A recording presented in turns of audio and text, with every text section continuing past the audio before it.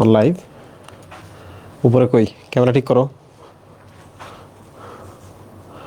Hello hello, আসসালামু আলাইকুম। তোমরা কি আমার কথা শুনতে পাচ্ছ? দ্রুত কমেন্ট করে বলো, দ্রুত সবাই।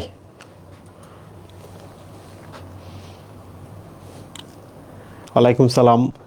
সবাই কি আমার কথা শুনতে পাচ্ছ? সুইবে আজকে কোন গ্রুপে গেছেন আপনি? কোন গ্রুপে লাইভে গেছেন? পজিশন সাইকেল 2 না সাইকেল 1? সাইকেল 2। ফেসবুক দেখেন, ফেসবুক ফেসবুক। তোমরা সবাই লাইভে আসো, আমরা ধীরে সুস্থে শুরু করছি। Very good. এটা লাইভে আছে না? এই কমেন্ট করো দ্রুত। মুহিব, তুমি যদি বেশি কথা বলো, তুমি আইসা প্রয়োজনে ক্লাস নাও। ফেসবুকে কমেন্ট আসতেছে কিনা একটু চেক করেন।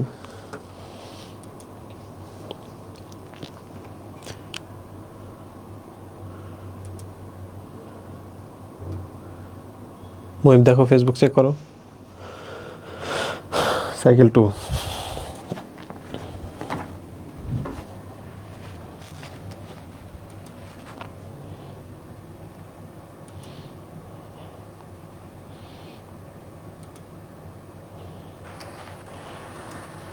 ওকে ওকে, ফেসবুকেও ঠিক আছে, থ্যাংক ইউ।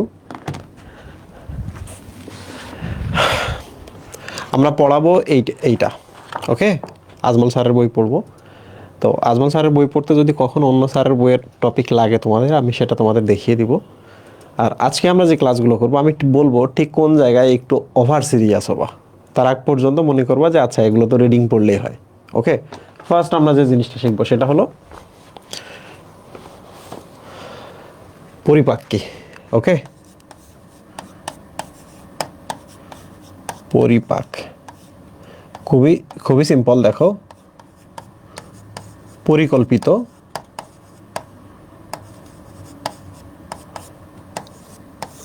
পাক মানে কি? রান্না না? পাক শাক বলে না? রান্না। পরিপাক মানে হচ্ছে পরিকল্পিত রান্না। লোক সুইবে কাজ শেষ। তাহলে মাউস মাউস শব্দ হচ্ছে। ওকে, মাউস অফ।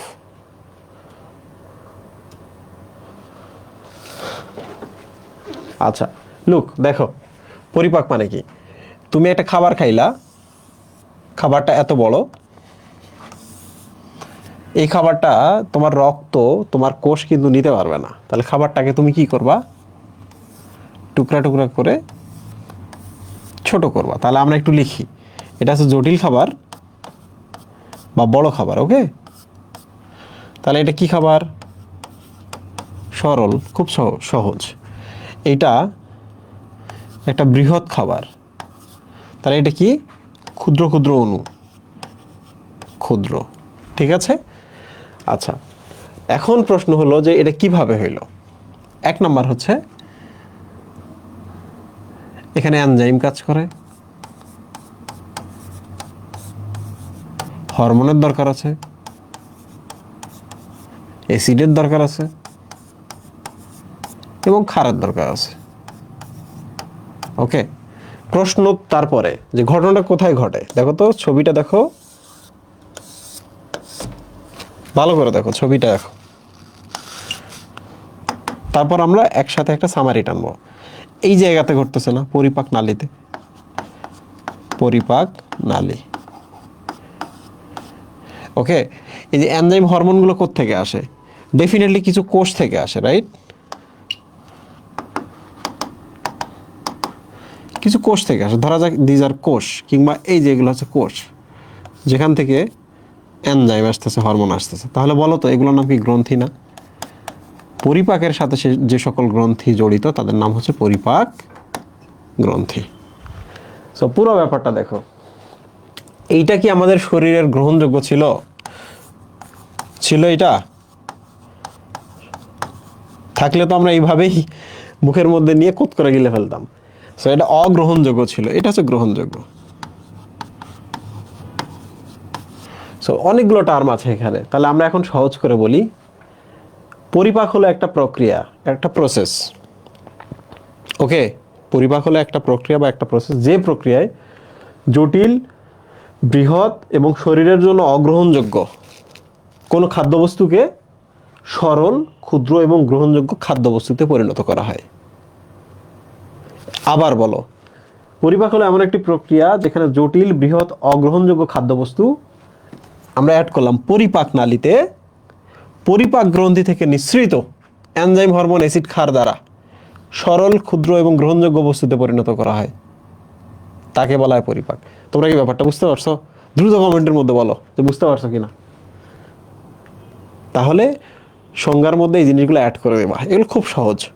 সো আমরা এবার চলে আসি, এটা সহজ, এখানে আর পড়ার কিছু নাই, জাস্ট পরের বিষয়। লোক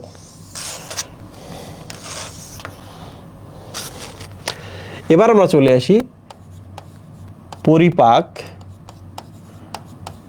এর ধরন।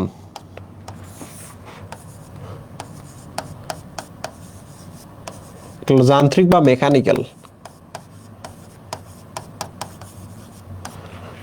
আর একটা হচ্ছে রাসায়নিক বা ইংলিশে কি বলা হয় মুহিব, কেমিক্যাল পরিপাক, কেমিক্যাল ডাইজেশন। সো পরিপাক হচ্ছে দুই ধরনের, একটা হলো যান্ত্রিক পরিপাক আর একটা রাসায়নিক পরিপাক। তোমরা আমাকে খুব দ্রুত বলো তো, এই যে মেকানিক্যাল বা যান্ত্রিক কথাটা তোমরা এতদিন শুনছো, এটার মানে কি? তোমরা আমাকে বলো এটা মানে কি, দ্রুত সবাই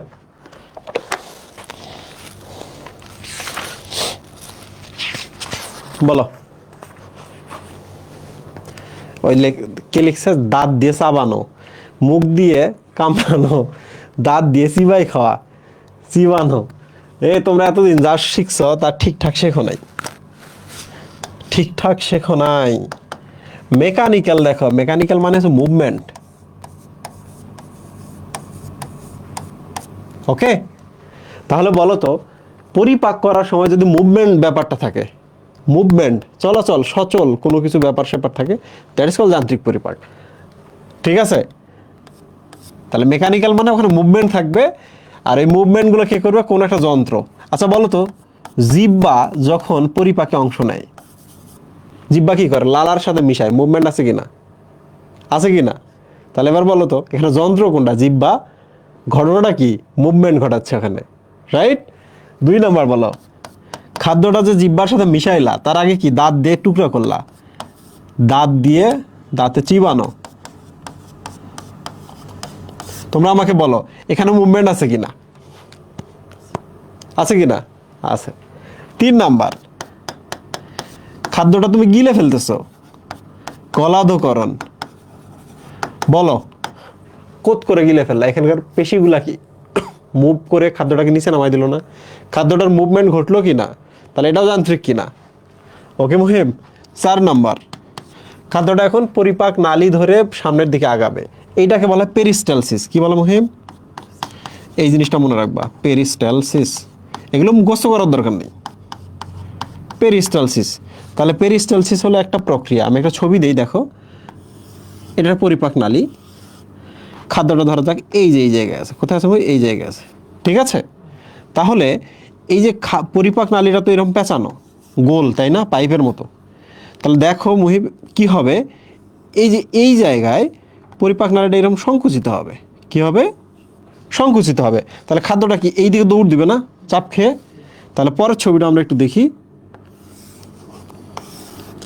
খাদ্যটা এই যে এখানে চলে আসলো, আসলো না মুহিম? আবার দেখো এইবার এই জায়গাটা চাপ দিবে, দিবে না? এই জায়গা চাপ দিবে। যদি এই জায়গা চাপ দেয়, খাদ্যটা আবার কি হবে? আগাবে। তাহলে বলো তো পেরিস্টালসিস মানে কি? তাহলে সংকোচন করলাম, খাদ্যটা আগালো, আবার সংকোচন করলাম, খাদ্যটা আগালো, আবার সংকোচন করলাম, খাদ্যটা আগালো। তাহলে সংকোচনের মাধ্যমে খাদ্যটা আগাচ্ছে। সো পেরিস্টালসিস মানে হলো ক্রম সংকোচন, মানে তুমি সংকোচন সংকোচন সংকোচন সংকোচন করতেছো, খাদ্য আগাইতেছে, রাইট? তাহলে পেরিস্টালসিসের ভেতরে আমরা এটা লিখে রাখি ক্রমে ক্রমে সংকোচন বা ক্রম সংকোচন। পরীক্ষায় প্রশ্ন আসবে, খাদ্যনালীতে খাদ্যবস্তু কোন প্রক্রিয়ায় আগায়? বলো তো, দ্রুত বলো। খাদ্যনালীতে খাদ্যবস্তু কোন প্রক্রিয়ায় আগায়? পেরিস্টালসিস প্রক্রিয়ায়। সুই ভাই কোনো ইস্যু আছে? বন্ধ না হলে থাক না সুই ভাই, যেহেতু ইস্যু হচ্ছে না, থাক। আপনি শুধু কমেন্টের দিকে নজর রাখেন। স্ক্রিন নাই বলতেছে কেন? স্ক্রিন তো ঠিক আছে। আচ্ছা, তো আমরা বুঝলাম যান্ত্রিক পরিপাক শুরু হয়ে গেল। রাসায়নিক পরিপাক বলো তো কি? রাসায়নিক পরিপাকটা বোঝার আগে তোমাকে এই জায়গা থেকে একটা উত্তর দিতে হবে। তোমরা আমাকে কি বলবা যে খাদ্যটা বড় থেকে আমরা ছোট করলাম কেন? মুহিব, বড় থেকে যে ছোট করলাম কেন করলাম, এনি আইডিয়া? না, এর একমাত্র আইডিয়া কারণ হলো তুমি যদি এখানে এনজাইম অ্যাড করো, এগুলোতে এনজাইম কাজ করবে না খাদ্যের উপরে?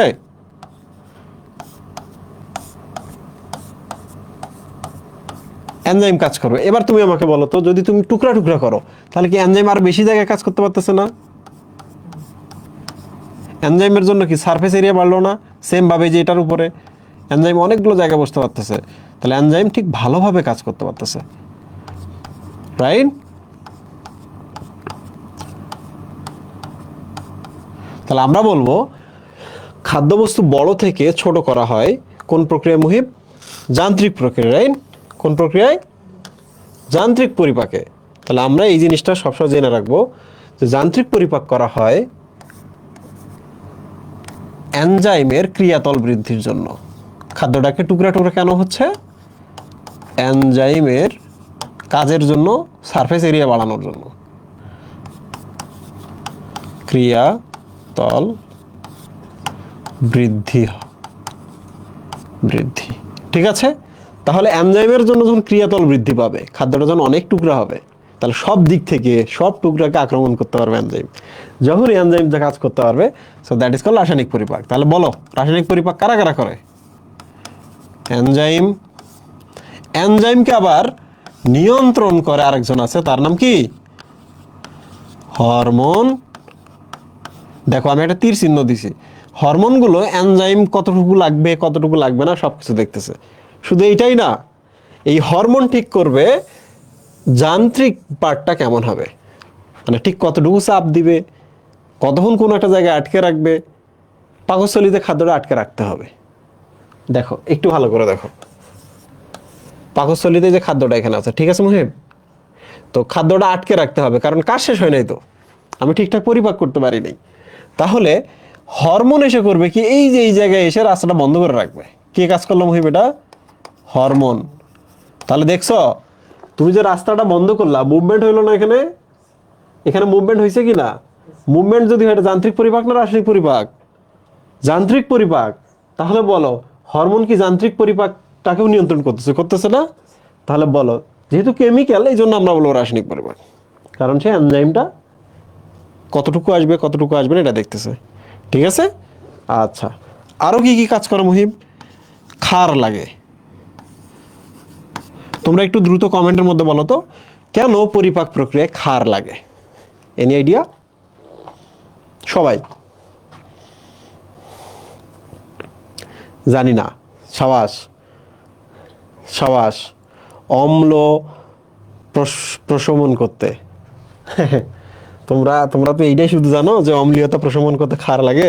তোমরা আসল জিনিস কখনো খোঁজ নিছ? এই যে দেখো, this is a enzyme. What is this Muhib? This is a cute enzyme.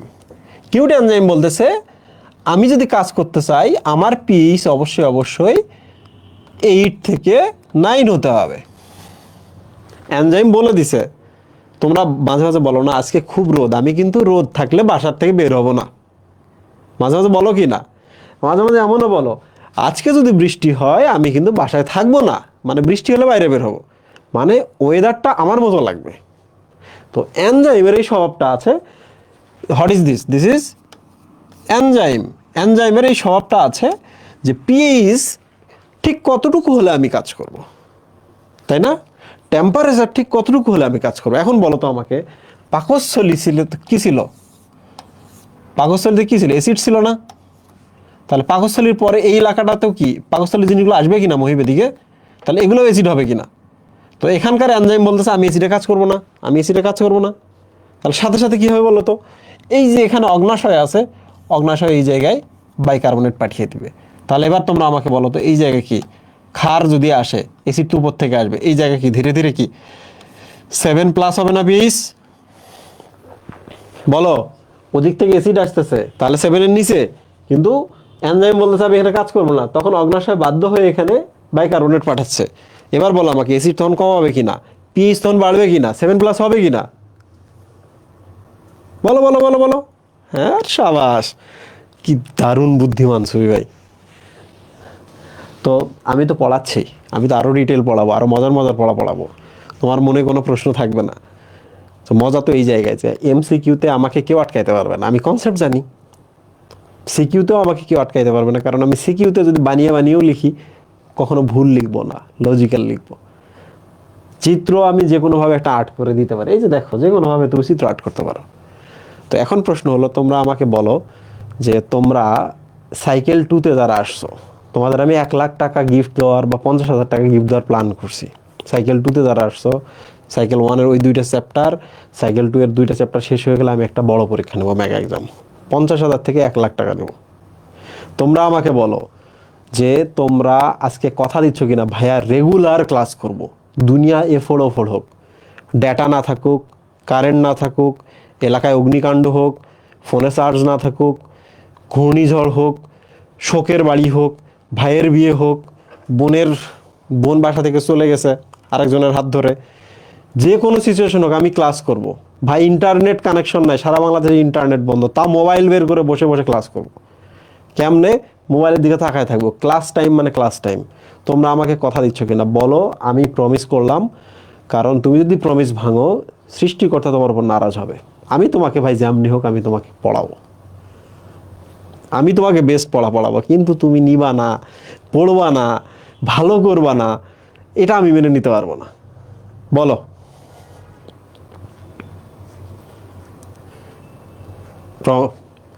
কারা কারা প্রমিস করতেছো? দুলা ভাই বলতেছে, কে? সামি, রাজিনা ইসলাম সামি, ভেরি গুড। ও আমি তো বুঝলাম না, শ্যালক না শেলিকা।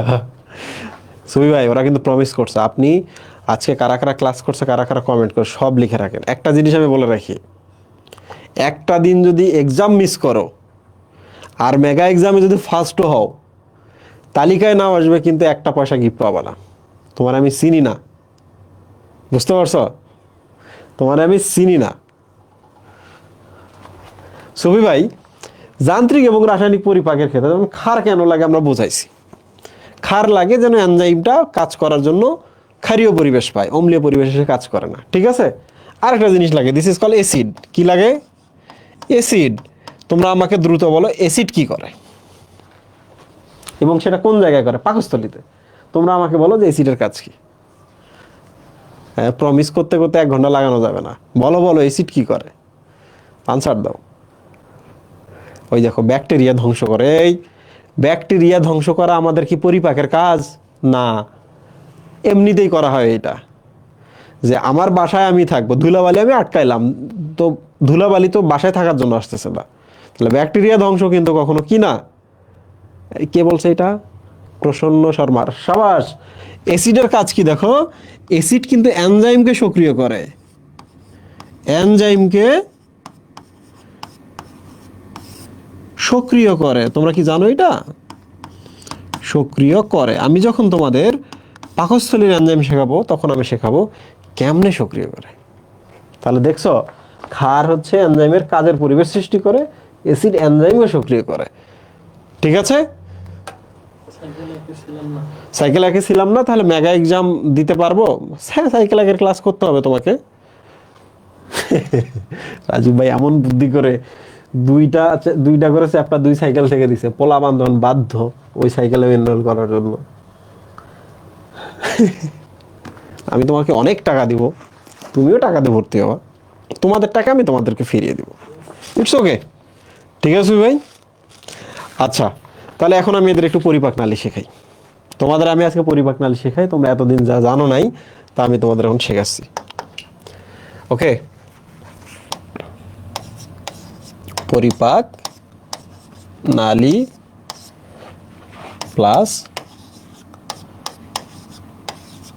গ্রন্থি। দেখো,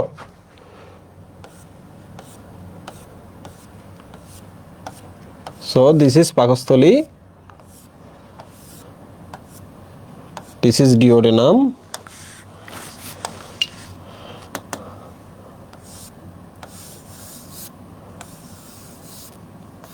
this is jejunum,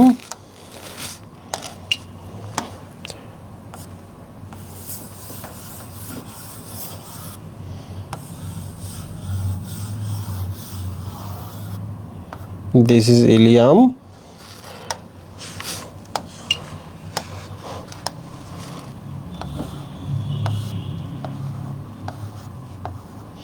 this is cecum, and that is colon.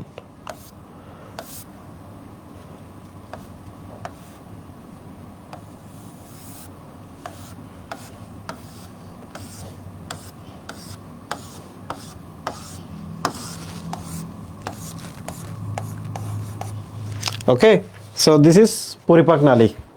তোমাদের এখন এই জায়গায় বুঝতে হবে কোথায় কি আছে, ঠিক আছে? সো এক এক করে আমরা শুরু করি। দেখো এই জায়গাটা কি? মুখ গহ্বর না? বলো, ওরাল ক্যাভিটি কিনা? মুখ গহ্বর। এই যে এই জায়গাটার নাম কি? গলা না? এই জায়গা, দিস ইজ কল গলবিল। বিল বলে একটু প্রসারিত জায়গা। বিল মানে কি? অনেক বড় একটা চওড়া জায়গা। পানিও যে জায়গায় থাকে, ক্ষেতের যে জায়গায় অনেক পানি জমে থাকে, দ্যাট ইজ কল বিল। বিল মানে প্রসারিত জায়গা। সো আমাদের গলার এই জায়গাটা প্রসারিত, বেশ প্রসারিত, এই জন্য দ্যাট ইজ কল গল বিল, গলার বিল। এই যে এই জায়গাটা দেখতে পাচ্ছ, এই জায়গাটার নাম কি? এটার নাম হচ্ছে অন্ননালী বা ইসোফেগাস। কি নাম? অন্ননালী। সাথে সাথে এটা মনে রাখো, ইসোফেগাস। ইসোফেগাস, ফেগাস মানে হচ্ছে ভক্ষণ, খানা, অন্ন নেওয়া যে নালীপথে। অ্যান্ড দিস ইজ পাকস্থলী। কিছু এটা পাকস্থলী। পাকস্থলী মানে যেখানে পাক হয়, পরিপাক হয়, সেই স্থল পাকস্থলী। ঠিক আছে সুই ভাই? পাকস্থলী। যদি আমরা গানস্থলী দিতাম তাহলে একটা গান হইতো ওখানে, হয় না অনেকের গান? এত গান যে পরিপাকের খাইতে হইতেছে, পিপিআই খাইতে হইতেছে, প্রায়দল। সুবি ভাই, এই যে এই জায়গা থেকে দেখেন, এই জায়গা থেকে এবং এই জায়গা, ইউ আকৃতি না? এই জায়গাটা কি আকৃতি? ইউ আকৃতি। একটু খেয়াল করে দেখেন, এই পাশে ইউ আকৃতি, যদিও এটা একটু এইরকম হলে বেটার লাগতো। বাট এই জায়গার নাম কি বলেন তো? ডিওডেনাম। ডিওডেনাম। আচ্ছা, ডিও মানে কি সুবি ভাই? 2 না? ডিওডেনাম শব্দের অর্থ কিন্তু 10 + 2 মানে কি? 12। এই জায়গায় যদি আপনি হাত দেন তাহলে মোটামুটি 4 আঙ্গুল 4 আঙ্গুল 4 আঙ্গুল, 12 আঙ্গুল। ঠিক আছে? ডিওডেনাম। আচ্ছা, হেয়ার ইজ জেজুনাম। এই লাল কালারটার জায়গাটার নাম কি? জেজুনাম। এর নাম কেন জেজুনাম জানেন সুবি ভাই? কারণ মৃত্যুর পর এই জায়গাটা আমরা যদি দেখি কখনো, এই জায়গাটা ফাঁকা থাকে, ব্ল্যাঙ্ক থাকে, কিছু নাই এখানে, দ্যাট ইজ কল জেজুনাম। তাহলে মৃতদেহের এই জায়গাটা যদি আমরা দেখি, লাল জায়গাটা ফাঁকা থাকে, সেখান থেকে নামটা আসছে, দিস ইজ কল্ড জেজুনাম। ওকে মুহিম? আর এই যে কালারটা দেখতে পাচ্ছ না, দিস ইজ কল্ড ইলিয়াম। কি নাম মুহিম? ইলিয়াম। ইলিয়াম শব্দের অর্থ হচ্ছে, ইলিয়াম শব্দের অর্থ হচ্ছে কিছু বে কোমর। তাহলে আমাদের এই যে একবার নাভির নিচে এই অঞ্চলটাতে এটা থাকে, বুঝতে পারছেন? কোমরের কাছে থাকে এটা। So that is called ilium. Okay Muhib, ইলিয়ামটা যেখানে শেষ হয়ে গেল, এই যে এই জায়গাটার নাম কি বলো তো? বলো, সবাই নাম জানে আবার এইটার, সবাই এটার নাম জানে, অ্যাপেন্ডিক্স। কি নাম? অ্যাপেন্ডিক্স। এই যে এই জায়গাটা দেখতে পাচ্ছ না মুহিম, এই যার নাম হচ্ছে সিকাম। কি নাম? সিকাম মানে কি জানো? সিকাম মানে একদিক খোলা একদিক বন্ধ। এই যে দেখেন, এই রাস্তাটা খোলা, আর এই দিকে দেখেন রাস্তা বন্ধ হয়ে গেছে। তাহলে আমি যদি এদিকে যাইতে চাই যাইতে পারবো, এই দিকে গেলে এখানে আটকে যাব। সিকাম মানে একদিক খোলা একদিক বন্ধ। ঠিক আছে? এটাকে বলা চোরা গলি, যে গলিতে আপনি ঢুকতে পারবেন কিন্তু একদিকে রাস্তা বন্ধ, শেষ। আর এই যে পুরোটা দেখতে পাচ্ছেন না, দিস ইজ কল কোলন। ঊর্ধ্বগামী কোলন, নিম্নগামী কোলন, অনুপ্রস্থ কোলন। আর এই যে এই জায়গা তোমরা তো জানো সবাই, this is sigma, right? This sigma, so here is sigma, এই জায়গার নাম হচ্ছে সিগময়েড কোলন। সো আমরা কোলনটা আর লিখলাম না, বলো তো এই জায়গার নাম কি? মলাশয়। জল থাকে যেখানে জলাশয়, মল থাকে যেখানে, দ্যাট ইজ কল মলাশয়। এটা আরেক নাম রেকটাম। কি নাম?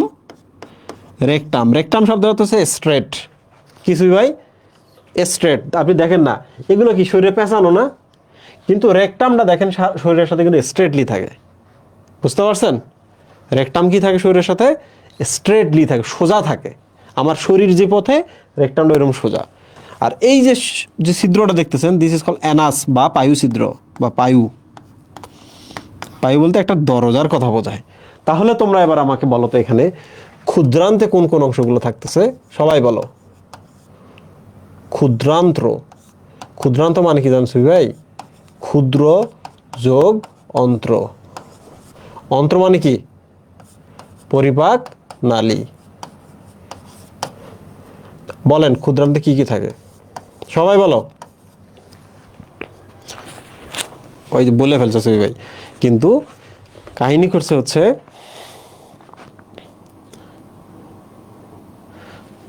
আচ্ছা, একজন জিজ্ঞেস করছে যে সিকাম এবং মলাশয়। মলাশয় হচ্ছে এই যে এটা, ওকে কালেক্ট দিয়ে দিলাম, দিস ইজ মলাশয়।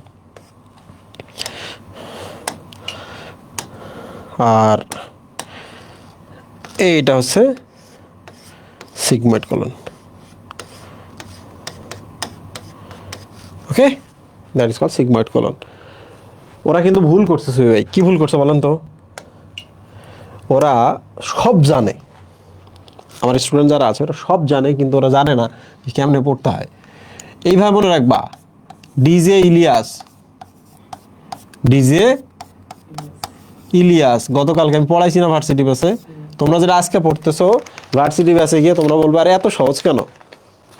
ওকে, ওই যে লিখছে দেখেন সুই ভাই, ডিওডেনাম, তারপর জেজুনাম, তারপর ইলিয়াম। আপনাকে ক্রম জানতে হবে। ক্রম না জানলে আপনার কিন্তু ক্যাচাল আছে। তাহলে আপনাকে কিন্তু যখন পরিপাক পড়বো, তখন এই ধরনের একটা বিষয় আসবে, খাদ্যগুলো পাকস্থলী থেকে কোথায় যায়? খাদ্যগুলো পাকস্থলী থেকে কোথায় যায়? ডিওডেনামে যায়। খাদ্যগুলো যদি বলি সবচেয়ে বেশি পরিপাক কোথায় হয়? ক্ষুদ্রান্তের এখানে হয়।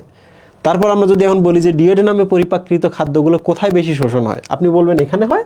তারপর কিন্তু জেজুনাম বলবেন, নট ইলিয়াম বলবেন, রাইট? তাহলে আপনাকে কি সিকোয়েন্সটা জানতে হবে না? সিকোয়েন্স না জানলে তো আপনার প্রবলেম আছে, রাইট মুহিব? আচ্ছা, তাহলে এবার আমাকে বলো তো, এই যে তিনটা জিনিস দেখে ইউ আকৃতি কোনটা? ডিওডেনাম। এবং ক্ষুদ্রান্ত্রের সবচেয়ে বড় কোনটা দৈর্ঘ্য? কোনটা? ইয়েস, ইলিয়ামটা হচ্ছে 5/3 একাই। ঠিক আছে, তাহলে শেষের দিকটা অনেক বড়। এখন প্রশ্ন হলো সুবি ভাই, এটার নাম ক্ষুদ্রন্ত্র কেন আর এটার নাম বৃহদন্ত্র কেন? সবাই দ্রুত কমেন্ট পড়ো, দ্রুত কমেন্ট করো, কেন একটা ক্ষুদ্রান্ত্র আর একটা কেন বৃহদন্ত্র? সবাই সবাই সবাই। লাখ লাখ টাকার এদের গিফট দেওয়া লাগবে যদি ভালো করে পড়াশোনা করে।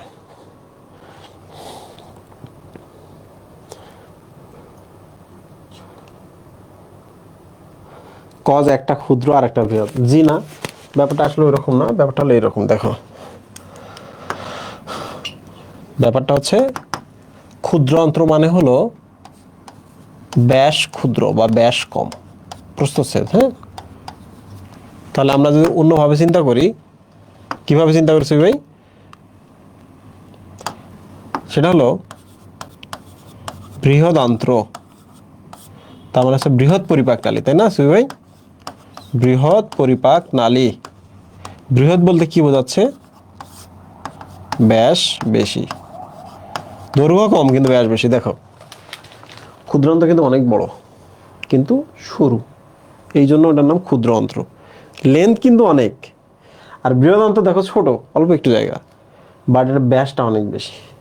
বুঝতে পারছো?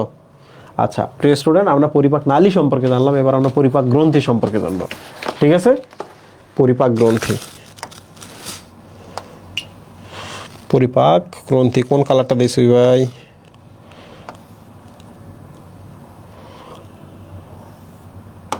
এইটা দিই। দেখো এখানে কিছু কোষ আছে, এখান থেকে এখানে পরিপাক রস আসে। তাহলে ওইটার নাম কি ছবি ভাই? লালা গ্রন্থি। এই যে দেখেন পাকস্থলীর প্রাচীরে কিছু কোষ আছে, তাহলে এদের নাম কি? গ্যাস্ট্রিক গ্রন্থি। গ্যাস্ট্রিক মানে পাকস্থলী, তাহলে উপরটা হচ্ছে লালা গ্রন্থি, এগুলো হচ্ছে গ্যাস্ট্রিক গ্রন্থি। ঠিক আছে ভাই? এবার দেখেন এই যে ক্ষুদ্রান্তের নিজের কিছু এরকম গ্রন্থি নামক কোষ আছে, এগুলোর নাম কি? আন্তরিক গ্রন্থি, রাইট? আবার দেখেন এই যে এখানে পাকস্থ কি আছে, এটা অগ্নাশয় আছে না সুই ভাই? অগ্নাশয় দেখতে এরকম না, অগ্নাশয় দেখতে কিছুটা এরকম আর কি।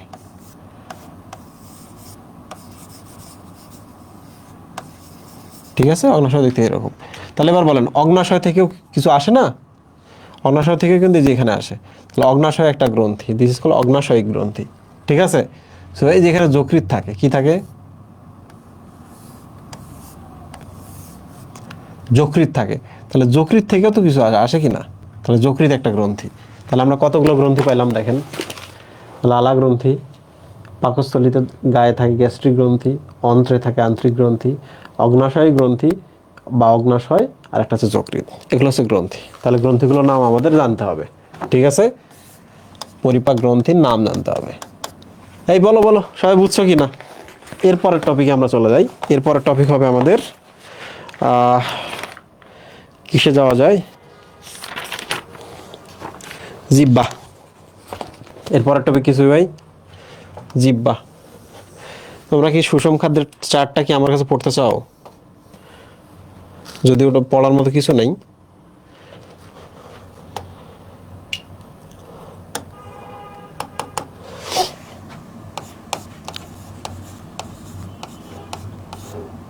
জিহ্বা।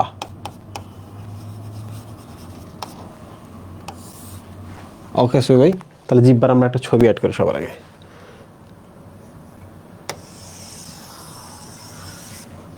বলো তো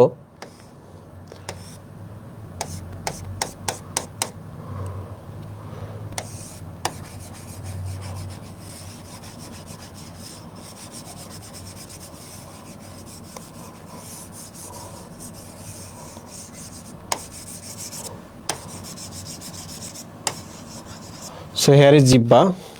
এখন যেটা আমাদের জানতে হবে সেটা হলো এই যে এই জায়গাটায় আমাদের জানতে হবে। তো জিহ্বা থেকে আমি তোমাদের প্রথম যে প্রশ্নগুলো করব, দেখো জিহ্বা কি নির্মিত? জিহ্বা পেশি নির্মিত, তাই না সুই ভাই?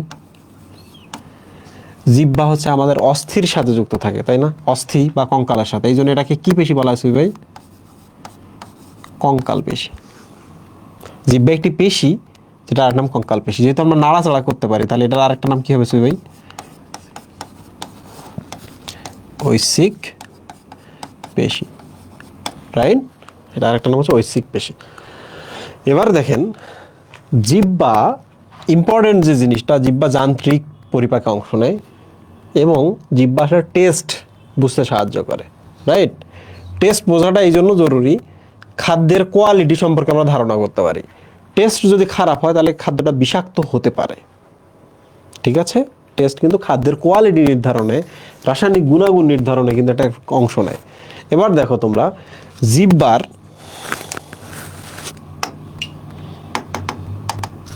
কয়েকটা অংশ আছে। এই যে দেখো, এটা একটা অংশ,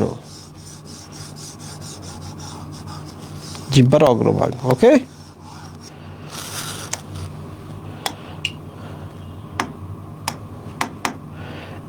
এইটা একটা অংশ জিহ্বার। আরে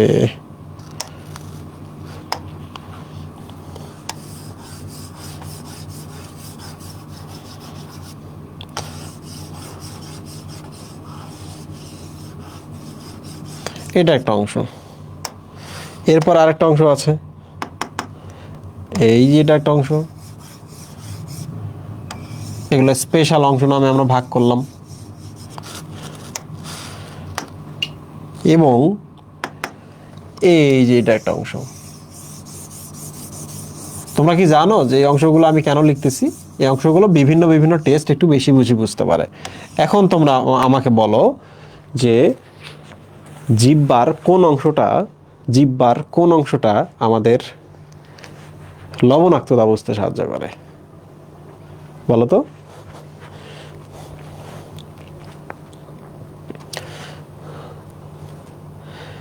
সবুজ অংশ, নীল অংশ, তারা নানা ধরনের অংশ করতেছে।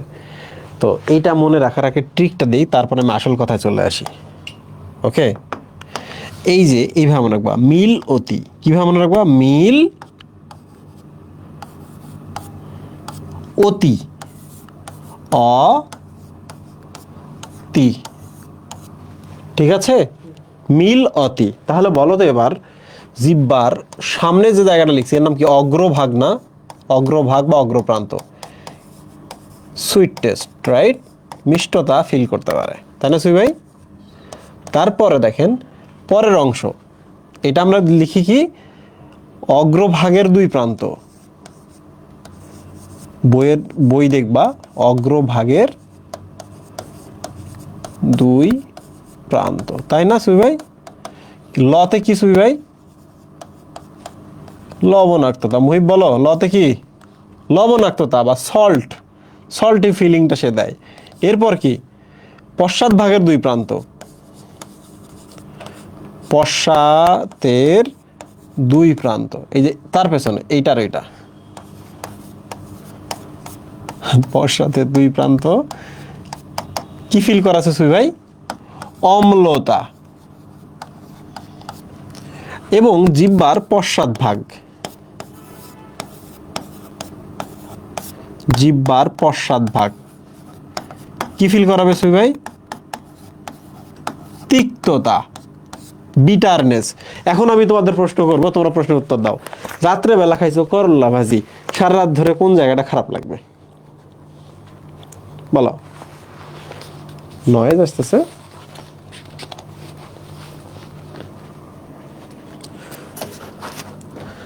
সেটা, হ্যাঁ, সারা রাত ধরে তুমি কোন জায়গাটা তোমার খারাপ লাগবে? মাইক অফ করো। হিমেল, হিমেল নামে কেউ কি কথা বলতেছে সুই ভাই? মাইক অফ করেন।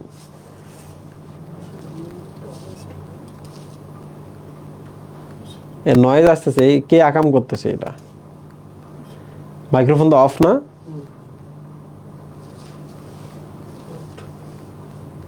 এই এখনো কি নয়েজ আসতেছে?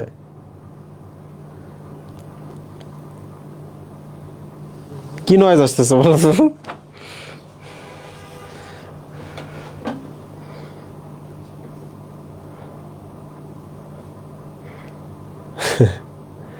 সুই ভাই, এই মাইক অফ করে কাজ করে না, এটা হচ্ছে এই সফটওয়্যারের বাগ। হ্যাঁ, আপনি অফ করে দিয়েছেন কিন্তু অফ হবে না। এর সম্বন্ধে আবার কেটে দিয়ে আসতে হবে। তার আগে বলেন আমাকে কোনটা দিয়ে কেটে দিয়ে আবার লাইভে আসে।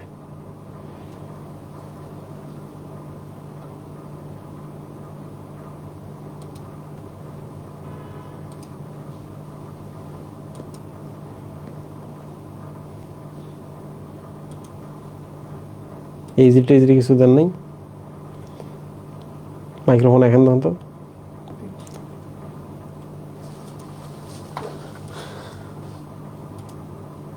আবার অন হয়ে গেছে মাইক্রোফোন।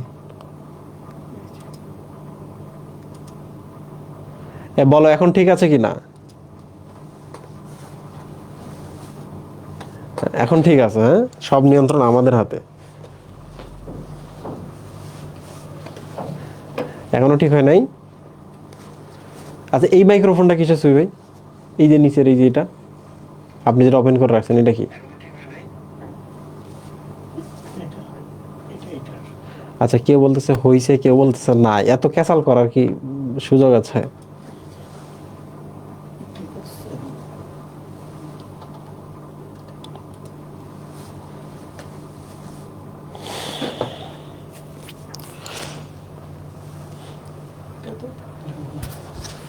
আরেকটা মাইক্রোফোন আছে।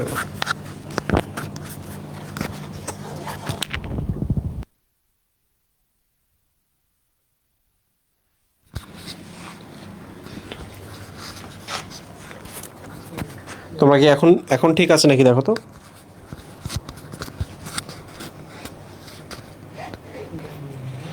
গান গাইতেছে সুবে। আপনি এখন তো মাইক সাউন্ড অন করে দেন তো, দিয়ে দেন তো। কে এটা?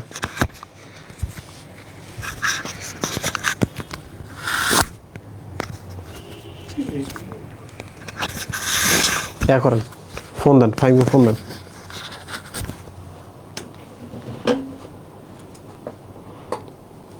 সুবে আমার কথা শুনেন, ওই যে নিচে কর্নারে ওইটা কিসের মাইক্রোফোন, ওটা অফ করে দেন তো। হ্যাঁ এই তোমরা কি এখন শুনতে পাচ্ছ নাকি সব বন্ধ?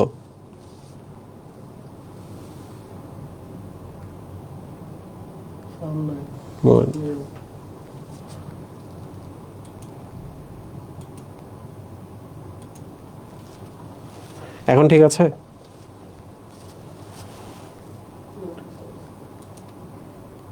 এখন ঠিক আছে?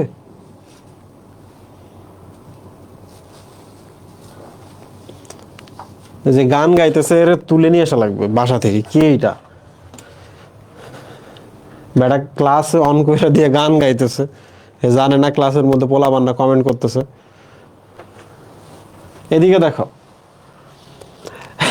রাত্রেবেলা করল্লা খেয়ে ঘুমাই গেছো, করল্লা খাইয়ে যদি ঘুমাই যাও তাহলে তোমার জিহ্বার কোন জায়গাটা মানে খারাপ লাগবে? এই প্রশ্ন এগুলো পরীক্ষায় আসবে, লিখে রাখো। বলো বলো বলো, রাত্রেবেলা যদি তুমি করল্লা খাও কোন জায়গায় প্রবলেম হবে?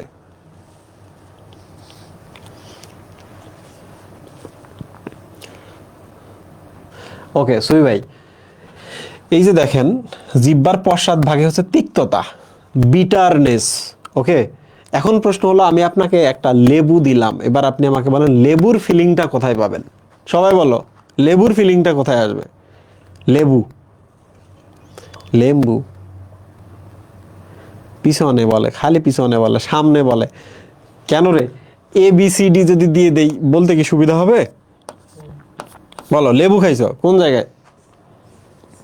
পশ্চাতের দুই প্রান্ত। ইয়েস, এই যে অতে অম্লতা না, অম্লতার আরেক নাম হচ্ছে টক, টকের আরেক নাম হচ্ছে, বুঝতেই পারতেছো যে লেবুতে যেহেতু অম্ল বা অ্যাসিড আছে, সো তুমি লেবুর ফিলিংটা এই জায়গায় পাবা।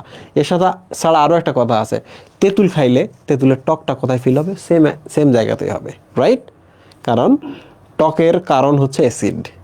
এবার তোমরা আমাকে বলো তো যে কখনো যদি বলা হয়, আচ্ছা বাদ দাও, তোমার আম্মা তোমাকে ডাকতেছে, আচ্ছা বাবা এদিকে আসো তো, কি নাম ওর?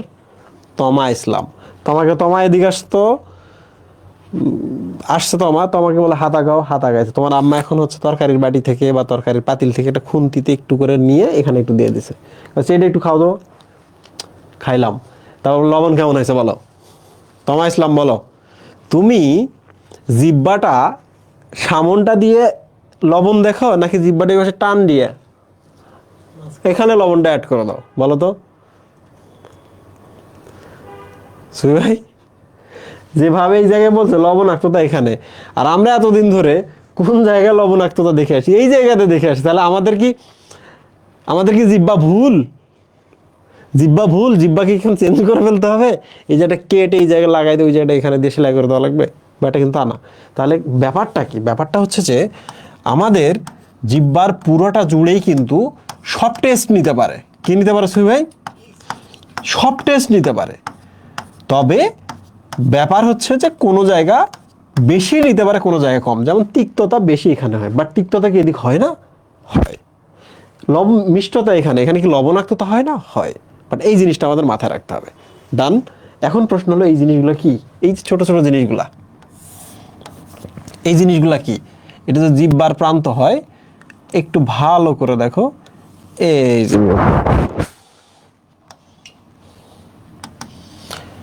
এরকম কি সেল আছে এখানে, এখানে কিছু সেল আছে। এই দেখো নিউক্লিয়াস, নিউক্লিয়াস, নিউক্লিয়াস, এখানে কিছু সেল আছে, দেখতে পাচ্ছ? সেলগুলো এরকম মাথা আছে। কি আছে সুই ভাই? এরকম মাথা আছে। ওরা কি করে?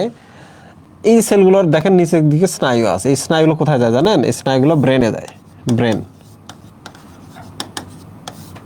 তো তোমরা এই জিনিসটা এখানে যেটা দেখলা, এখানে যেটা দেখলা, এইটার নাম হলো স্বাদ কোরক বা টেস্ট বার্ড। কি নাম? স্বাদ কোরক বা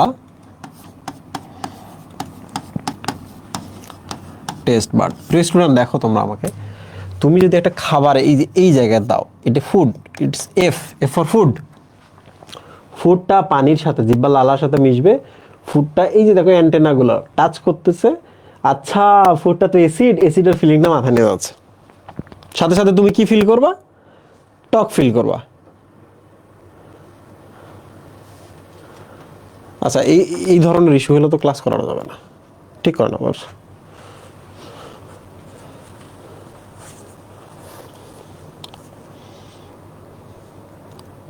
ফাইনকে ফোন দিছেন?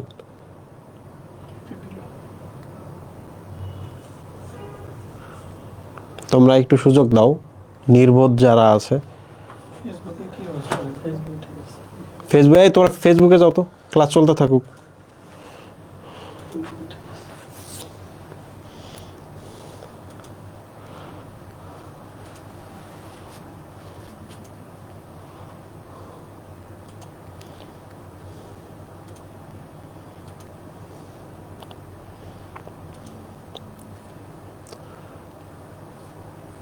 এখন ঠিক আছে বলো?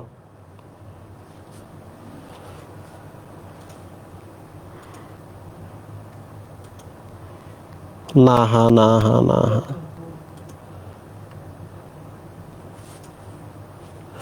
আমার ভয়েস রিপিট হচ্ছে। এই যে আরেকটা মাইক্রোফোন আছে, ওইটা দেন অফ না ওপেন? অফ আছে, তাহলে রিপিট কেন হচ্ছে? নয়েজ কেন হচ্ছে? এক কাজ করেন তো সুইবে, আমাদের মাইক্রোফোনগুলো অ্যাড করেন তো, এগুলো সব খুলে ফেলেন। তোমরা একটু লাইনে থাকো, হ্যাঁ 10 সেকেন্ডের মধ্যে আমরা নতুন মাইক্রোফোন অ্যাড করতেছি। না ব্রেক না, এই সময় ব্রেক দিলে ওরা চলে যাবে, ওরা আর আসবে না।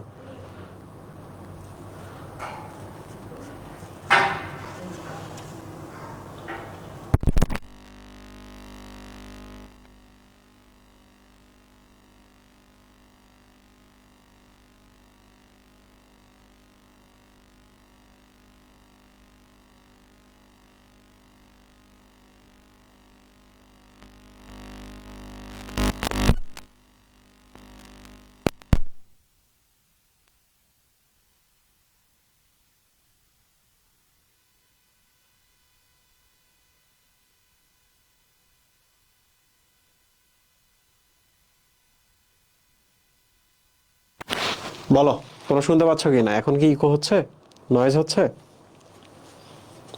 ঠিক আছে, আরে ভেরি গুড, ক্লিয়ার। হ্যাঁ না হ্যাঁ না এখনো বলতেছে। পাগলারা এদিকে দেখো, জিহ্বার উপরে আমাদের এই ধরনের কিছু টেস্ট বার্ড থাকে। এটা হচ্ছে জিহ্বার উপরের পৃষ্ঠা, হ্যাঁ উপরের দিকটা, জিহ্বার জাস্ট উপরে। এটা ফুড দিছো তুমি, ফুডটা ফিল করতেছে, দেখো এই সেলগুলা, এই যে দেখো এই সেলগুলা, ঠিক আছে? এই যে নিউক্লিয়াস আছে, যে এখানে আরেকটা সেল নিউক্লিয়াস, এই যে আরেকটা সেল নিউক্লিয়াস, এগুলো লেজ থেকে দেখো স্নায়ু বাইরে হয়েছে, দেখছো কি বের হয়েছে? স্নায়ু। তাহলে ফুডটা যেমন হবে, এই সেলগুলা সেটাকে ফিল করে কোথায় পাঠাবে? ব্রেনে পাঠাবে, রাইট?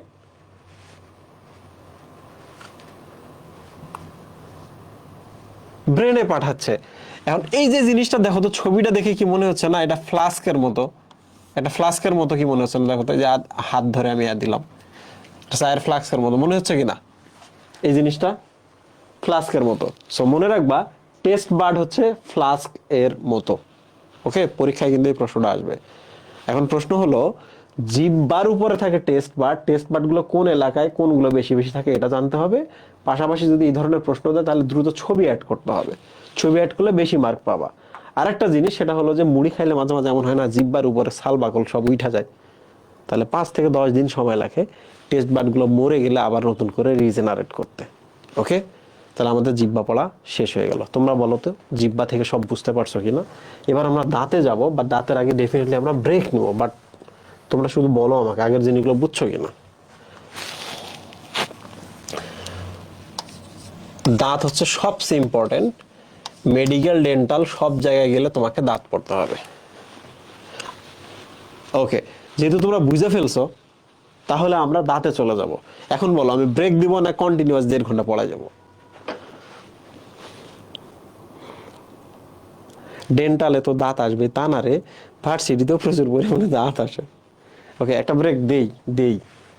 সবাই তো আর আমার মতো তোমার মতো ট্যালেন্টেড না, আমার মতো কিছু আছে যারা বেশি পড়লে মাথা একটু গরম হয়ে যায়, আমার কান গরম হয়, হ্যাঁ বেশি চিন্তা করলে। তাহলে ব্রেক দিই আমরা। ব্রেক কয়টায় ফিরবো আমরা? এখানে তো এই সফটওয়্যারটাতে সুবি ভাই নেই, কি নাই? এখন বাজে কটা দেন তো? 8:21 বাজে। তোমরা আসবা সবাই 8:30-এ। 8:30-এ ব্রেক শেষ, ওকে? 8:30-এ ব্রেক শেষ, 8:30-এ সবাই চলে আসবা। বাই।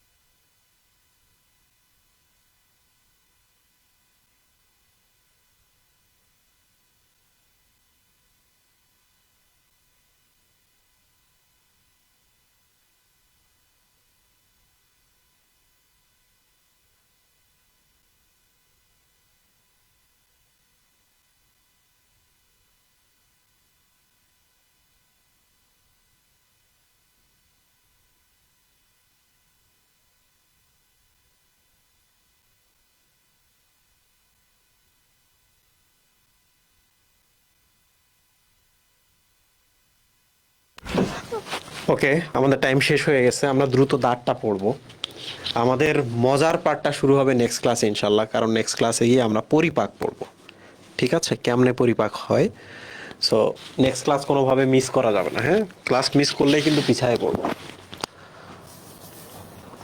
দাঁত নিয়ে এখন আমরা পড়বো। এখন প্রথম যে কাজটা সেটা হলো আমরা দেখি, আমরা দাঁতের আগে ছবি অ্যাড করি, দ্রুত শেষ করব, কারণ যাদের ক্লাস আছে তারা পরে ক্লাস যেন করতে পারে।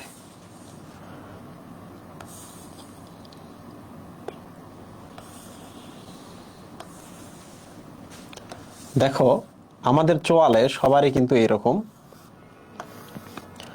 প্রথম 4টা দাঁত দেখতে এরকম। ওকে, কাটে কি করে, কোনো কিছু কাটার জন্য দেখবা চ্যাপটা, হাত দিয়ে দেখো চ্যাপটা। আমরা যে আপেল কাটি, আমরা যদি কমলা বা যে কোনো কিছু কাটি, আমরা সামনে দাঁতগুলো ব্যবহার করি। এরপর দেখবা একটা দাঁত আছে এরকম, কুত্তা দাঁত বলা হয় এটাকে, কুত্তা। ওকে, সো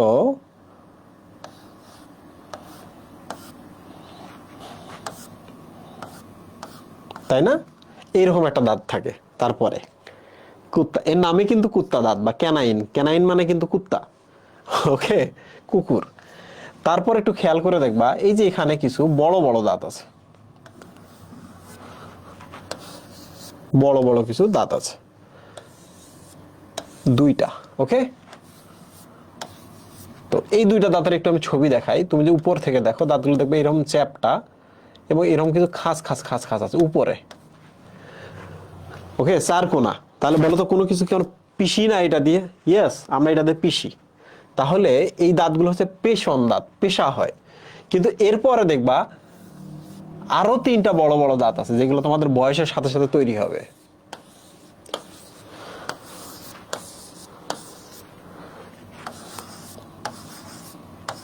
তাই না? তাহলে এখন আমরা নামকরণ করি দাঁতের। এই যে এই দাঁতগুলোর নাম হচ্ছে কর্তন দাঁত। কর্তন, কর্তন, কর্তন। কোনো কিছু কাটা হয়, কর্তন, কর্তন, কর্তন, কর্তন। বলো তো আমরা কি দিয়ে কাটি? কোনো কিছু সিজার দিয়ে কাটি না? সিজার মানে হচ্ছে কাঁচি, রাইট? তাহলে কর্তন দাঁতগুলোর নাম হচ্ছে কর্তন, ইংলিশে এগুলোকে বলে incisor. I I I I I I I I. তাহলে আমরা ইনসিজর দাঁত পেলাম, রাইট? তারপর দেখো, এগুলোর নাম হচ্ছে ছেদন দাঁত। কি দাঁত? কোনো কিছু ছেদ করি, ছিদ্র করি, এই যে মাথাটা দিয়ে কোনো কিছু ছিদ্র করি, তাহলে এগুলো ছেদন দাঁত, ছেদন দাঁত, তাই না? ছেদন দাঁত মানে হচ্ছে কুকুরের মতো যেহেতু, তাহলে এটা আরেকটা নাম হচ্ছে ক্যানাইন। ক্যানাইন মানে হচ্ছে কুকুর, ক্যানাইন মানে হচ্ছে কুকুর, রাইট সুই ভাই? 2 দিকে থাকে। এরপর দেখো, আমরা যেগুলো পিষি এবং বেশ বড়, মাছ, মাছ মানে কিন্তু বড় জিনিস, ঘন জিনিস, মাছ মানে হচ্ছে ভারী জিনিস, তাহলে এগুলো হচ্ছে মাছ বা মোলার। মোলার, মোলার, এই যে বড় 3টা, molar, molar, molar, right? Molar, molar, molar.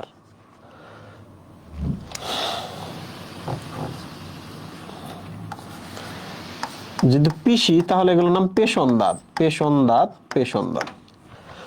Molar, molar, molar, passion দাঁত, পেশন দাঁত এবং পেশন দাঁত।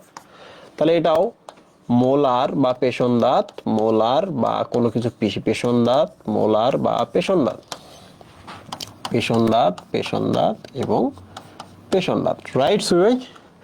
এখন যে জিনিসটা আছে সেটা হলো, দেখো পেশন দাঁতের সামনে, পেশন দাঁতের সামনে, সো ডেফিনেটলি দিস ইজ অগ্র পেশন, অগ্র পেশন। তাহলে মোলারের সামনে যেহেতু থাকতেছে প্রি মোলার, প্রি মোলার, মোলারের সামনে যেহেতু থাকতেছে প্রি মোলার, প্রি মোলার বা অগ্র পেশন, অগ্র পেশন। Same, premolar, premolar, অগ্র পেশন, অগ্র পেশন, প্রি মোলার, প্রি মোলার, অগ্র পেশন, অগ্র পেশন। দেখো, আমাদের যখন পূর্ণ বয়স হয়ে যায় তখন আমরা এই দাঁতগুলো পাই। তাহলে বলো তো, পূর্ণ বয়স্ক মানুষের চোয়াল না এটা? পূর্ণ বয়স্ক কয়টা দাঁত হচ্ছে দেখেন তো ভাই? 32টি, তাই না? 4 4 8। আচ্ছা, একটা দেখি আমরা, 4 6, 6টা হলো না? 6 আর 6 12, আরে সরি, 6 আর 4 10, 3 3 6, 16টা, রাইট? তাহলে উপরে কয়টা আছে সুই ভাই? 16টা। তাহলে উপরে কয়টা? 16টা। নিচের চোয়ালে কয়টা থাকতেছে? 16টা। ওকে, তাহলে এখন বলা হয় এটা যেহেতু আমাদের সারা জীবন থাকে, পূর্ণ বয়স্ক মানুষের যেহেতু এগুলো দাঁত, এগুলো পার্মানেন্ট দাঁত, তাহলে আমরা এটাকে একটা সংকেত আকারে লিখবো। কি আকারে লিখবো সুই ভাই? সংকেত। তাহলে আমরা লিখবো পূর্ণ বয়স্কদের দন্ত সংকেত। পূর্ণ বয়স্কদের দন্ত সংকেত কিভাবে লেখে? এটা দারুণ একটা জিনিস। সেটা হলো এইভাবে একটা দাগ দিতে হবে। বলতো দাগ দিলে কি? নিচেরটা নিচের চোয়াল, দাগের উপরে যারা থাকবে তাহলে উপরে চোয়াল, রাইট? তাহলে এটা ভাগ চিহ্ন না, এটা হচ্ছে একটা সেপারেশন, যে এর নিচে নিচের দাঁত পড়বে, এর উপরে উপরের দাঁত পড়বে, রাইট? তাহলে আমরা একটু দেখি কেমনে এটা লেখে। আমাদের কাজ হলো আমরা মাঝখানে একটা দাগ টানি, এই পাশে একটা দাগ টানি। তাহলে কয়টা কোয়াড্রেন্ট হলো এখানে অ্যাকর্ডিং টু ম্যাথ? দেখছো, ম্যাথের দায়িত্ব আমি নিয়ে গেছি। অ্যাকর্ডিং টু ম্যাথ দেখো, এখানে যা আছে এখানে তাই আছে না, এখানে যা আছে এখানে তাই আছে না, এখানে যা আছে এখানে তাই আছে না। তাহলে আমরা এক কাজ করি, একটা লিখি, তাইলে আমাদের 4টা হয়ে যাচ্ছে। দেখো তো এখানে কর্তন দাঁত কয়টা? ইনসিসর কয়টা? ইনসিসর বা কর্তন হচ্ছে কয়টা? 2টা। ছেদন দাঁত কয়টা? সেজন বা ক্যানাইন, ক্যানাইন দাঁত আছে একটা। প্রিমোলার পিএম কয়টা? 2টা। মোলার দাঁত কয়টা? 3টা। তাহলে আমরা এই জায়গাটা লিখলাম না, মাঝখানে দাগ আছে, তার মানে এই জায়গাটাতে লিখছি। লেখার পর যদি আমরা 2 দিয়ে গুণ করি তাহলে এটাও আসবে না সুই ভাই? গুণ 2, রাইট? তাহলে আমরা কাজ করি, এই জায়গাটাও লিখি। তাহলে আইসি পিএম দেখেন 2 1 2 3, 2 দিয়ে যদি গুণ করি তাহলে এই জায়গাটাও আসে। তোমরা কি এখন বুঝছো? বলো তো পূর্ণবয়স্কদের দন্ত সংকেত কেমন হবে? এইরকম হবে। তাহলে দেখো, উপরের চোয়ালের অর্ধেক এইটা, 2 দিয়ে গুণ করলে পূর্ণ চোয়াল হচ্ছে। উপরের চোয়ালের অর্ধেক এটা, 2 দিয়ে গুণ, নিচের চোয়ালের অর্ধেক 2 দিয়ে গুণ করলে পূর্ণ চোয়াল হচ্ছে। তার মানে উপরের পূর্ণ চোয়াল, নিচের পূর্ণ চোয়াল। তাহলে এখন আমরা এটা কাউন্ট করি, দেখো 2 3 4 5 6 7 8, 8 দুগুণ উপরে কয়টা? 16টা। নিচে কয়টা? 2 3 4 5 6 7 8, 8 দুগুণ 16। তাহলে উপরে 16 নিচে 16, তাহলে আমার দাঁত কয়টা টোটাল? 16 যোগ 16 ইকুয়াল কয়টা? 32টি। প্রিয় স্টুডেন্ট, পরীক্ষায় প্রশ্ন আসবে পূর্ণবয়স্কদের দাঁত কয়টি? 32টি। এরপর লিখবে দন্ত সংকেত কাকে বলে। কি বলবে? দন্ত সংকেত কাকে বলবে। দন্ত সংকেত কিন্তু এই জায়গাটা। তাহলে দন্ত সংকেতে আমরা কি কি পাই এখন আমরা এটা দেখি। দন্ত সংকেতে আমরা কি কি পাই এখন আমরা এইটা দেখবো। দেখো, যে সংকেতের মাধ্যমে দাঁতের অবস্থান, উপরে চোয়াল নিচের চোয়াল, অবস্থান বের করছি না সুই ভাই? অবস্থান, এগুলো উপরে এগুলো নিচে, অবস্থান পাইলাম। 2 নম্বর হচ্ছে দাঁতের ধরন, কিছু আছে হচ্ছে কর্তন, কিছু আছে ছেদন, কিছু আছে অগ্রপেশন, কিছু আছে পেশন। তার মানে দাঁতের আমরা ধরন পেলাম। এরপর আমরা কি পেয়েছি? এই যে দেখো সংখ্যাগুলো পাইছি না এখানে, তাহলে আমরা লিখবো সংখ্যা। তাহলে যে সংকেতের মাধ্যমে আমরা দাঁতের অবস্থান, ধরন এবং সংখ্যা প্রকাশ করি তাকেই বলা হয় দন্ত সংকেত। তোমরা বুঝছো? বলে না H2SO4, ইটস এ সংকেত, সালফিউরিক অ্যাসিডের সংকেত। তাহলে এখানে কি থাকে? হাইড্রোজেন থাকে, অক্সিজেন থাকে, সালফার থাকে, রাইট? কোনটা কয়টা কয়টা করে থাকে? আছে না? আছে, ইয়েস। তো প্রিয় স্টুডেন্ট, এটা হলো পূর্ণবয়স্ক দাঁতের সংকেত। তাহলে তোমাদের এখন আমি একটা সিকোয়েন্স শেখাবো। সংখ্যাটা দেখো, আমরা যখন 2 বছর, 2 এর পর কয় বছর? 4 বছর, 4 এর পর কয় বছর? 6 বছর, 6 এর পর কয় বছর? 8 বছর, 8 এর পর কয় বছর? 10 বছর, 10 এর পর কয় বছর? 12 বছর। এইভাবে এইভাবে চলতে থাকে। তাহলে মনে রাখবা 4টা আমরা প্রথমে বাদ দিয়ে দিলাম, 4 বাদ দিয়ে দিলাম। তাহলে আমরা এইভাবে মনে রাখবো, 2 থেকে 6 বছরের মধ্যে যে দাঁতগুলো গজায় এগুলোকে আমরা বলি দুধ দাঁত। কি বলি সুই ভাই?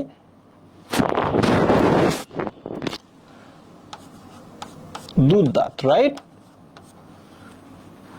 2 থেকে 6 বছরের মধ্যে আমাদের যে দাঁতগুলো প্রথমে থাকে এগুলোকে বলি আমরা দুধ দাঁত, রাইট? তো এই দুধ দাঁতগুলো কিন্তু আমাদের থাকার পর একটা সময় কিন্তু পড়ে যায়, রাইট? আচ্ছা, 2 থেকে 6 বছরের মধ্যে আমাদের দুধ দাঁত থাকে। এরপর দেখো তোমরা 2 4 6 8 10, 8 থেকে 10 বছর বয়সের মধ্যে দুধ দাঁতগুলো কি হয়? পড়ে যায়। তারপর এদিক থেকে যদি আমরা চিন্তা করি একবারে 24 22 24 26 পর্যন্ত, এই সময় কিন্তু আমাদের দ্বিতীয় সেট দাঁতগুলো আসে। আগের দাঁতগুলো সব পড়ে গেছে। তাহলে আমাদের কয় সেট দাঁত? 2 সেট। যাদের 2 সেট দাঁত দুইবার গজায়, দুই সেট দাঁত, তাদেরকে বলা হয় ডাইফায়োডন্ট। কি বলা হয়? ডাইফায়োডন্ট। এই ডন্ট দেখে কি ডেন্টাল কথাটা মনে পড়তেছে না? ডেন্টাল মানে কিছুই ভাই দাঁত, ডাই মানে কি দুই, আর ফায়ো মানে হচ্ছে বৃদ্ধি। তাহলে আমরা বলতে পারি যে সকল প্রাণীদের দাঁত দুইবার বৃদ্ধি পায় বা দুইবার গজায় তাদেরকে কি প্রাণী বলে? ডাইফায়োডন্ট প্রাণী বলা হয়। আমাদের কি, আমরা ডাইফায়োডন্ট, আমাদের দাঁত দুইবার হয়। ডন্ট মানে দাঁত, ফায়ো মানে হচ্ছে বৃদ্ধি বা গজানো, ডাই মানে হচ্ছে দুই, দুইবার দাঁত বৃদ্ধি পায় বা দুইবার দাঁত গজায়, রাইট? কুমিরের কিন্তু যতবার দাঁত তৈরি হয় যতবার দাঁত পড়ে ততবারই তৈরি হয়। সো দে আর পলিফায়োডন্ট। তাহলে কুমির কি ধরনের মহিব? পলিফায়োডন্ট, মানে এদের যতবার পড়বে ততবার গজাবে। এটা হলো ভালোই হইতো, তাই না? হ্যাঁ, কি হতো? আচ্ছা, দাঁত হয়ে দাঁত পড়ে গেলে ডেন্টাল গুলো চলতো না। তোমার কি ধারণা যে যারা ডেন্টিস্ট তারা শুধু দাঁত নিয়ে কাজ করে? এই যে দেখো, একটা অ্যাক্সিডেন্ট যদি হয়ে যায়, মুখের যদি চেহারাটা বিকৃত হয়, তোমরা কি জানো এই মুখের সৌন্দর্যের কাজটা কি করে? ডেন্টিস্টরা করে। তাহলে ডেন্টালের কাজ শুধু দাঁত তোলা, দাঁত ফেলা না, দাঁত ক্লিয়ার করা, দাঁতে স্কেলিং করা, দাঁত লাগানো ইত্যাদি ইত্যাদি, ফিলিং, ক্যাপিং, এগুলো কিন্তু শুধু ডেন্টালের কাজ না ভাই। এখানকার পেশিগুলো নিয়েও কাজ করা, আপনার চেহারা সৌন্দর্য নিয়ে কাজ করা। ডেন্টালকে বলা হয় ওরাল অ্যান্ড ম্যাক্সিলোফেশিয়াল সার্জারি। এখানে যদি কোনো ক্যান্সার হয়, এটা ট্রিটমেন্টটাও ডেন্টালে করে। কি বলে মুহিব? তোমরা কি মুহিবের কথা বিশ্বাস করো? বলো তো তোমরা কি মুহিবের কথা বিশ্বাস করো? একদম বিশ্বাস করো না। মুহিব কিন্তু মাঝে মাঝে খুব চাপা ছাড়তেছে, আর বিয়ের পর থেকে মুহিব ভাই এখন যা তা বলতেছে। জিজ্ঞেস করতেছে মুহিবকে।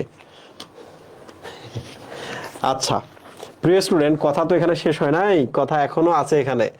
তো এইটা হলো আমাদের পূর্ণবয়স্কদের দাঁত। এখন যদি আমি প্রশ্ন করি, তোমরা উত্তর দিতে পারবা? উত্তর দাও তো। একটা জাস্ট কোশ্চেন করলাম আমি। কি কোশ্চেন করলাম? পূর্ণবয়স্কদের উপরের চোয়ালে দাঁতের সংখ্যা কয়টি? সুই ভাই, উপরের চোয়ালে দাঁত কয়টা বলেন তো? কয়টা? 16টি উত্তর, রাইট? যদি আমি বলি পূর্ণবয়স্কদের উপরের অর্ধ চোয়ালে দাঁত কয়টা? হ্যাঁ বলো, উত্তর বলো।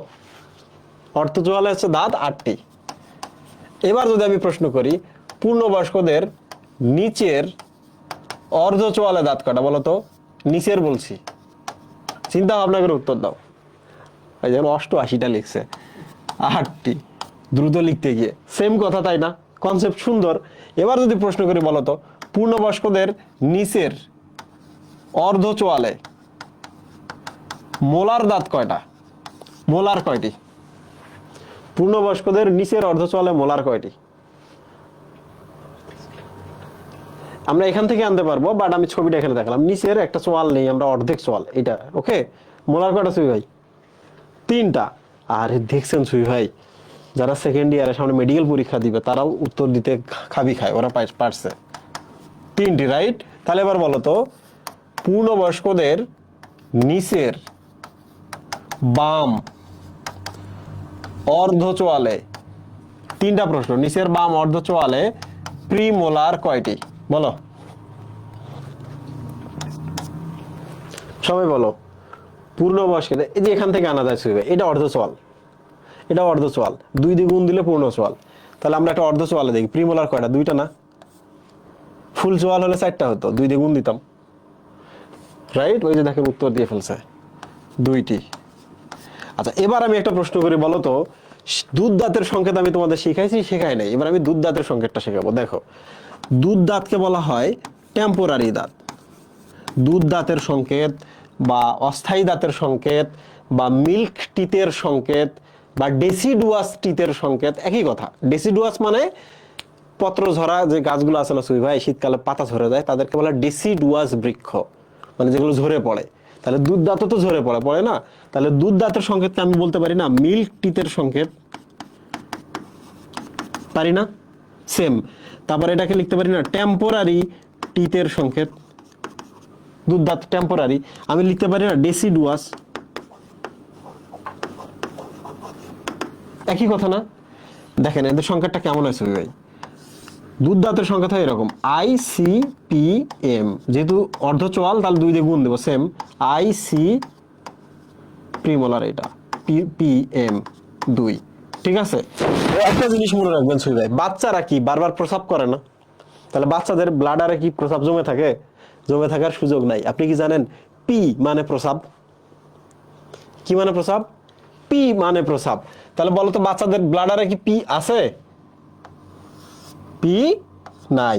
এভাবে মনে রাখবা, বাচ্চাদের পি বা প্রস্রাব নাই, ব্লাডার ফাঁকা। এরপর আমরা কি করব, 2 1 2 2 1 2 এইভাবে দিব। তাহলে বলো তো বাচ্চাদের আসলে মোলার দাঁত কয়টা? 2 গুণ 2 4, 2 গুণ 2 4, 8টা। বাচ্চাদের মোলার দাঁত কয়টা? 8টা। তাহলে আমি যদি এখন প্রশ্ন করি, কোশ্চেন এই যে এই জায়গায়, বাচ্চাদের উপরে চোয়ালে মোলার দাঁত কয়টা? দ্রুত বলো। 4টা। এবার বলো তো বাচ্চাদের নিচের অর্ধ চোয়ালে মোলার দাঁত কয়টা? নিচের অর্ধ চোয়ালে মোলার দাঁত কয়টা? অর্ধ চোয়াল, অর্ধ চোয়াল মানে যে এটা 2 দিয়ে গুণ দিলে পুরো চোয়াল, তাহলে অর্ধ চোয়ালে মোলার দাঁত 2টা। এবার বলো বাচ্চাদের উপরের বাম অর্ধ চোয়ালে মোলার দাঁত কয়টা? 2টা। এবং লাস্ট কোশ্চেন, সেটা হলো বাচ্চাদের প্রিমোলার দাঁত 2টা না 3টা? বাচ্চাদের প্রিমোলার দাঁত, তাহলে বলো বাচ্চাদের অগ্রপেশন দাঁত কয়টা? বাচ্চাদের অগ্রপেশন দাঁত, কি ব্যাপার তোমরা সবাই খালি 0 লিখতেছো কেন? অঙ্ক ভুল হয়ে যাবে তো। ওই যে একজন 2 লিখছে, বাহ বাহ বাহ বাহ, স্রোতের বিপরীতে গিয়ে প্রসন্ন শর্মা বলেছে 2। অগ্রপেশন এবং প্রিমোলার সেম জিনিস। এই জিনিস মনে রাখবা, পরীক্ষা এইটা আসে জানো, বাচ্চাদের অগ্রপেশন কয়টি বা প্রিমোলার কয়টি। আমরা কেমনে মনে রাখছি? বাচ্চারা পি করে, রাইট? তো আমরা মোটামুটি দন্ত সংকেত শিখে ফেলছি। দন্ত সংকেত থেকে আমরা কি কি পাই এটা শিখে ফেলছি। এবং তোমরা কি জানো জিহ্বা এবং দন্ত সংকেত পরিপাক চ্যাপ্টারের খুবই গুরুত্বপূর্ণ। এরপর লালা গ্রন্থি গুরুত্বপূর্ণ, তারপর হচ্ছে 3টা পরিপাক প্রক্রিয়া গুরুত্বপূর্ণ। এগুলো আমি যত সময় তোমাদের শেখাবো। বাট আমি আজকে আরেকটা জিনিস শুধু শেখাবো। এই যে দাঁতটা সবার শেষে আসে না সুই ভাই? এই দাঁতটা সবার শেষে গজায় না? যেহেতু এই দাঁতটা সবার শেষে গজায়, তাহলে আমরা বলতে পারি এই দাঁতটা গজানোর সাথে সাথে আপনার বুদ্ধি হয়েছে, বয়স হয়েছে, ম্যাচিউরিটি চলে আসছে। তাহলে এটা কি আমরা বলতে পারি না আক্কেল দাঁত? আক্কেল মানে বুদ্ধি জ্ঞান, আক্কেল মানে হচ্ছে উইজডম, বুঝছো? তাহলে বলো তো মোলার দাঁতকে আক্কেল দাঁত বলে না শেষ মোলার দাঁতটিকে আক্কেল দাঁত বলে? আমার ড্রয়িং ভালো হয় না, আমি কি ড্রয়িংটা খুব সুন্দর করছি? করি নাই। বলো মোলার দাঁতকে আক্কেল দাঁত বলে না শেষ মোলার দাঁতকে আক্কেল দাঁত বলে? শেষ মোলার দাঁতটিকে আক্কেল দাঁত বলে। বুঝতে পারছো? তাহলে তোমরা বলো তো আক্কেল দাঁত ছাড়া মানুষের দাঁত কয়টা পূর্ণবয়স্কদের? বলো তো ক্লাস কিন্তু শেষ। আক্কেল দাঁত ছাড়া মানুষের দাঁত আছে 28টা। এবার আপনারা বলেন তো আমাকে, বাচ্চাদের কি আক্কেল দাঁত আছে? খেয়াল করে দেখেন বাচ্চাদের কি ছিল, এটা M2, 3 নাম্বারটা নাই। তাহলে বাচ্চাদের এখন আক্কেল হয় নাই। ওকে, তোমরা এখন তোমাদের দাঁতে হাত দিয়ে কসম কেটে বলো তো তোমাদের আক্কেল দাঁত হয়েছে কিনা, বয়স হয়েছে কিনা? তোমাদের এখন আক্কেল হয় নাই। তো আক্কেল যেহেতু হয় নাই, তাহলে এই যে মাঝে মাঝে দেখবা যে তোমাদের মধ্যে অনেকে উল্টাপাল্টা কমেন্ট করবে, উল্টাপাল্টা কথা বলবে, প্রশ্নের সঠিক উত্তর দিয়ে উত্তর ভুল করবে, ঠিকঠাক ব্যবহার করতে পারবে না, এমন একটা কথা বললে তোমার মন খারাপ হয়ে যাবে। তোমরা কিন্তু তার উপর কখনো মন খারাপ করবে না, মনে করবা সে তোমার মতো ব্যাককল। তুমি হয়তো বা একটু তাড়াতাড়ি আক্কেল পাইছো কারণ তোমার ফ্যামিলি ভালো, তোমার বাবা মা তোমাকে শিখাইছে, তুমি ভালো পরিবেশে ছিলা। কিন্তু এই যে কিছু কিছু আসবে, যেমন আমি কিন্তু নিজে জানতাম না কিভাবে কথা বলতে হয়। তো কথা বলতে যেহেতু জানতাম না, তখন আমি কি করতাম জানো, মেডিকেলে আমি পুরো রাইটার ছিলাম, কারণ আমি শব্দ ভালো ব্যবহার করতে পারতাম, নট মুখে, হাতের আঙ্গুলে, কিবোর্ডে। সো লেখক হওয়ার ব্যাপারটা আমার লাইফে যেমন আনন্দের, একই সাথে আমার লাইফের এটা ডার্ক সাইড, যে একটা লোক মানুষের সাথে মিশতে পারে না, মানুষের সাথে কথা বলতে পারে না, নিজেকে এক্সপ্রেস করতে পারে না, এই লোকটা লিখে লিখে বোঝানোর চেষ্টা করতেছে। বুঝতে পারছো? সো সো সো সো ব্যাপারটা এইরকমই আর কি।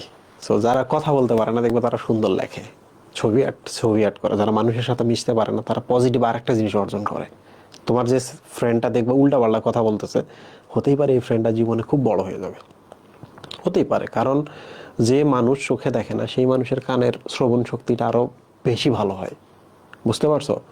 যে মানুষ চোখে দেখতে পারে না সেই মানুষের হাতের এই যে পাল্পগুলোর ফিলিংটা আরো ডেভেলপড হয়, ওরা স্পর্শ করেই বুঝে ফেলতে পারে।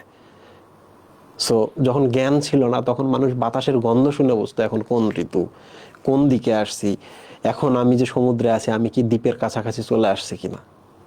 সো ডেফিনেটলি কারণে না কারণে কোনো স্ট্রং পয়েন্ট আছে, তোমার যে স্ট্রং পয়েন্ট আছে এটার উপরে কাজ করো। সো তুমি আমার সাথে শুধু বায়োলজির জার্নি করবে না, তুমি এই সময় নিজেকেও নিজেকেও কি করবা, নিজের উপর একটা অ্যাডভেঞ্চার করো, নিজেকে আরো বেশি তুমি হচ্ছে জানার সুযোগ পাওয়া।